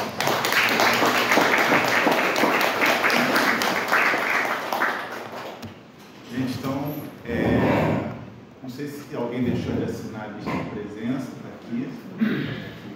E a gente vai conversar um pouquinho. A gente aqui está começando agora, o pessoal